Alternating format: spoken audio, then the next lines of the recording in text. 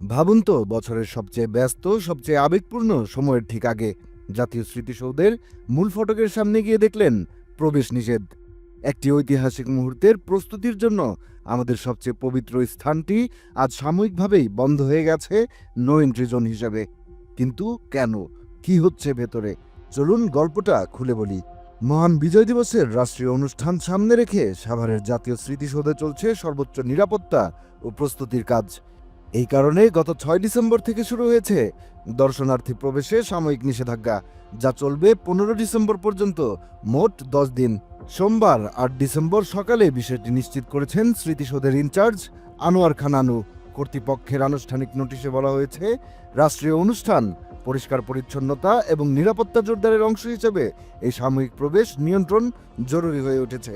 সরজমিনে দেখা গেছে স্মৃতিসৌধের পুরো পাকা অংশে চলছে ধোয়া মোছার কাজ। ইটগুলো খুঁটিয়ে ঘষে মেজে ব্যবহার করা হচ্ছে খয়েরি ও সাদা রং, যেন বিজয় দিবসের সকালটায় স্মৃতিসৌধটি নিজের পূর্ণ মর্যাদায় দাঁড়ায়। এলাকার সব অবৈধ স্থাপনাও উচ্ছেদ করা হয়েছে, কারণ এই দিনটিতে রাষ্ট্রপতি, প্রধানমন্ত্রী, উচ্চ পর্যায়ের অতিথি ও লাখো মানুষের ভিড় থাকবে। এলাকার সব অবৈধ স্থাপনাও উচ্ছেদ করা হয়েছে, কারণ এই দিনটিতে রাষ্ট্রপতি, প্রধান উপদেষ্টা, উচ্চ পর্যায়ের অতিথি ও লাখো মানুষের ভিড় থাকবে। জাতীয় দিবসের এই পবিত্র জায়গাকে উজ্জ্বল, পরিচ্ছন্ন ও নিরাপদ রাখাই এখন প্রধান লক্ষ্য। ইনচার্জ আনোয়ার খান আনু বলেন, বিজয় দিবসের রাষ্ট্রীয় অনুষ্ঠান সুষ্ঠু করতে প্রস্তুতিমূলক কাজ চলছে, এজন্যই সাময়িকভাবে প্রবেশ নিয়ন্ত্রণ করা হয়েছে।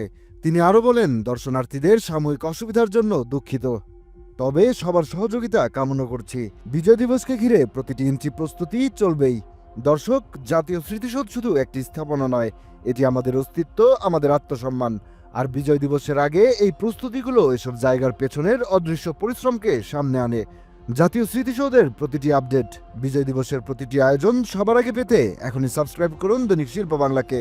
কারণ আমরা শুধু সংবাদ দেই না, বাস্তবতার প্রতিধ্বনি পৌঁছে দেই আপনাকে।